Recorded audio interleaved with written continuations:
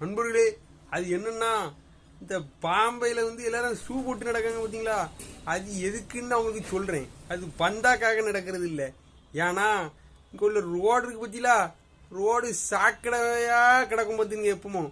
எப்பவும் சாக்கடையா கிடந்ததுனால நம்ம அதுல வெறும் செருப்பு போட்டு நடந்தோம்னு வச்சுக்கோங்க, அது தண்ணி தெரிச்சு நம்ம காலில் புண்ணு பிடிப்பதும் வந்துட பார்த்தீங்களா?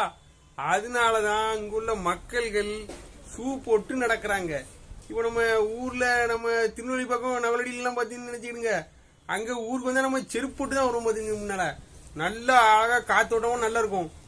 இப்போ அங்கேயும் செருப்பு போட்டு வர முடியல.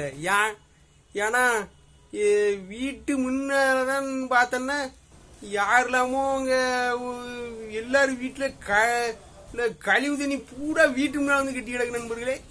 அது கெட்டி கிடக்கு. அது என்ன சரி சூதனை போட்டிருக்கோம்னு நான் மீச்சிட்டு போயிட்டேன். அங்க ஒரு கலைநீட்டுக்கு போயிருந்தேன். கலைநீட்டுக்கு போனா எல்லாரும் என்னையே பார்க்காங்க. எதுக்கு பார்க்காங்கன்னு பார்த்தா என் ஷூவை பார்த்தோன்னா ஷூவை சுத்தி கொசுவா முக்கிது. இப்போ என்னன்னா இந்த தண்ணி வருது பத்திலா, அதை நான் தப்பா கூற மாட்டேன் பார்த்துடுங்க. ஏன்னா அதுல ஒரு இது இருக்கு பார்த்துடுங்க. என்னன்னா இந்த நகரத்துல பாத்தீங்கன்னா நமக்கு நினைச்சபடி ஒரு முருங்கை மரமோ ஒரு வேப்ப மரமோ ஒரு பூரச மரமோ வைக்கிறதுக்கு நமக்கு இட வசதி கிடையாது பார்த்துக்கிடுங்க நகரத்துல. அதனாலதான் இந்த பாம்பை சென்னை மாதிரி இடத்துல இந்த காவா அப்படின்னு ஒண்ணு கட்டுறான்னு மும்பையில சொல்லுவாங்க. அப்படி ஓடிட்டு இருக்கு, ரோட ஓடி மக்கள் கால்லாம் அசுத்தமாகிறது.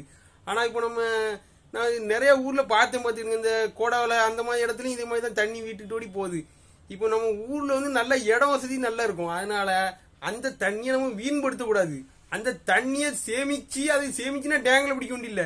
அதை நம்ம வளவுலே போற மாதிரி பண்ணி அதுகிட்ட ஒரு சின்ன செடி வச்சு நினைச்சுக்கணும். ஒரு முருங்கை மரமோ ஒரு வேப்ப மரமோ இதோ வச்சோன்னா முருங்கை மரத்துல இருந்து முருங்கை காய் கிடைக்குது. இந்த வேப்ப மரம் பார்த்தீங்கன்னா நல்ல காத்து, பூவரச மரம் நல்ல காத்து, இயற்கை காத்து நல்ல வரும் பார்த்துருங்க. நல்லா நமக்கு சுவாசிக்கிறதுக்கு எல்லாத்துக்குமே நல்லது. இதெல்லாம் வச்சோம்னா அந்த தண்ணியை நம்ம நமக்கு ரோட்ல மக்களும் வழி விட மாட்டாங்க, மக்கள் காலில் கொசுவும் கடிக்காது. இதனால இந்த தண்ணியை நம்ம இப்படிலாம் பல்வேறு வகையில நம்ம பயன்படுத்திக்கலாம். இதை எல்லாரும் கொஞ்சம் கொஞ்சமா முயற்சி பண்ணி பார்க்க வேண்டும்.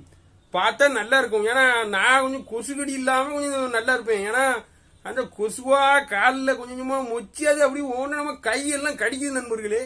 கடிச்சு நாங்க அப்பளம் சாப்பிட்டுக்கிட்டு இருக்கேன் கல்யாணத்துல. இந்த கையை வச்சு அப்பளம் திங்க, இந்த கையில கொசு இருக்குது. இது எந்த கையை வச்சு அடிப்பேன்? இந்த கை எச்சு கையா இருக்கு. நீங்களே சொல்லுங்க. ரைட்டு நண்பர்களே, நீங்க இந்த பதிவு உங்களுக்கு பிடிச்சிருந்தா ஷேர் பண்ணுங்க.